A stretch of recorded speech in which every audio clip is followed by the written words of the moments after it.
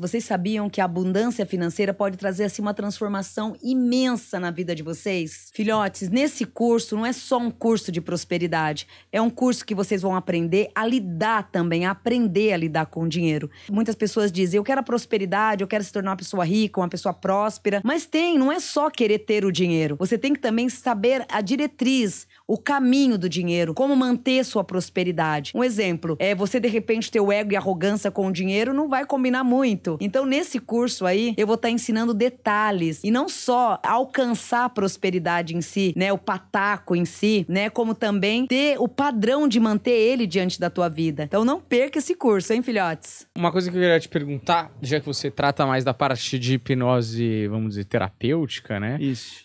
Que tipo de problemas você mais aborda, assim, no seu consultório que você acha que também tem a maior eficácia, né? Legal, legal. Ótima pergunta.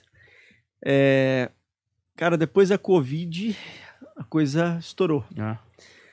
Porque quando rolou a Covid, a gente não tá acostumado a ficar sozinho.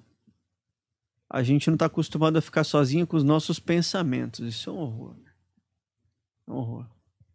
Você não tá acostumado com esse fluxo louco. A gente tem muitos pensamentos, e segundo alguns estudos da Mayo Clinic, que é a maior entidade de estudos médicos e científicos do mundo, a gente tem 50% do tempo pensamentos completamente randômicos e automáticos. Olha que loucura isso. Então a gente não está acostumado com isso.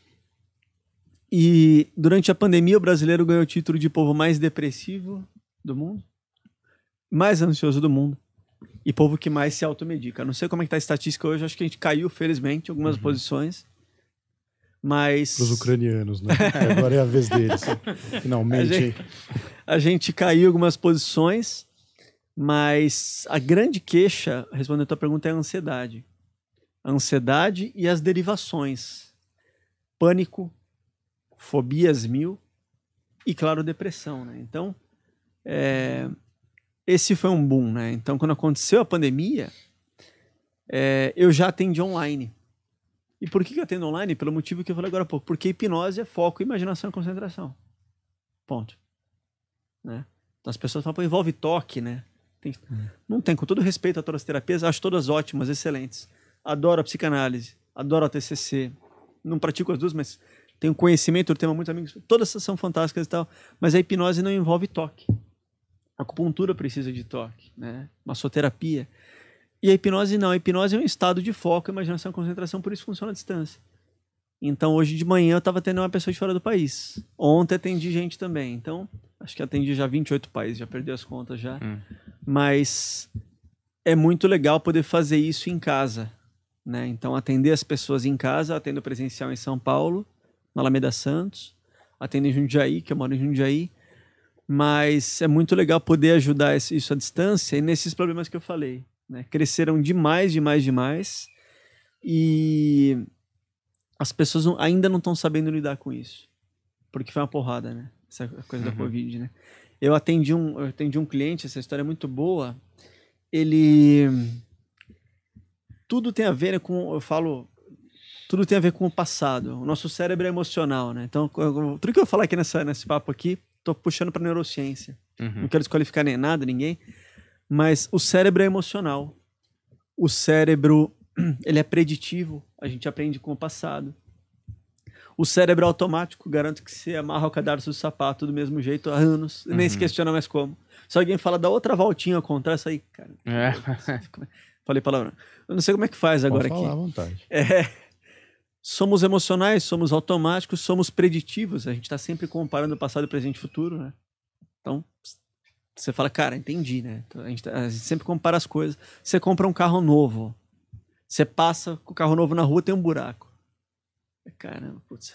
No dia seguinte você vai evitar aquela rua ou aquela pista para não ferrar o carro de novo. E além disso, a gente tem um mecanismo dentro da gente que se chama mecanismo de luta e fuga. Uma coisa de lutar ou correr. Isso fica dentro da gente. E essas 5 coisas que configuram muitos dos problemas emocionais que a gente tem hoje. Então, esse caso que eu voltei, que eu fiz esse parênteses para contar, a gente está muito apegado ao passado, ao que a gente viveu na infância. E quando a gente vive essas coisas na infância, as coisas ficam registradas no cérebro, em especial do 0 aos 7 anos. A gente nasce como se fosse uma folha virgem, uma folha em branco. E a vida vai imprimindo experiências na gente. A vida vai batendo. Para jogar o português claro. Quando acontece isso, isso registra. Então, o que eles chamam de trauma é o que você vivia quando pequeno. Eu falo que a gente adulto, hoje você é grande, você tem recurso. A criança não tem. O adulto é maior que a criança. Hoje você tem recurso físico, financeiro, emocional, aquela criança não tem. E aí esse cliente meu, fiz esse parênteses, ele entrou em pânico durante a Covid. Ele não podia ouvir falar a palavra quarentena. Vocês não estão entendendo, não podia ouvir falar. Você falava quarentena, ele começava a tremer. Ficar em quarentena, ficar em casa, etc, etc. De onde veio isso? Olha como a nossa mente é, né? A mente dele puxou ele para um momento lá no passado em que ele era pequeno e o pai dele trancava ele no armário de castigo. A mãe trancava também não sei aonde. Então o cérebro associa. A gente tem uma área do cérebro, chama amígdala cerebral, diferente dessa daqui. Ela fica bem nesse eixo, né? Bem no centro. E ela registra as experiências emocionais. E a dele, e a amígdala é como se fosse uma câmera fotográfica. Ela tira foto do momento e registra. E registrou esses momentos de clausura, fechado, travado, e marcou. Então, o que o cérebro faz? Se a gente for olhar pelo lado da psicanálise, um mecanismo de proteção. Vamos fazer uma repressão dessa memória, algo do que valha. Não sou psicanalista, mas eu conheço todos os termos.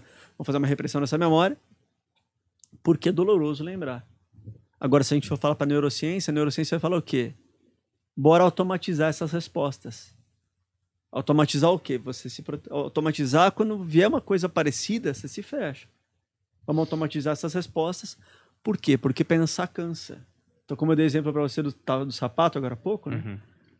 Igual escrever, né? A, B, C, só cacete. Aí uma hora você aprende, né? Você automatiza, né?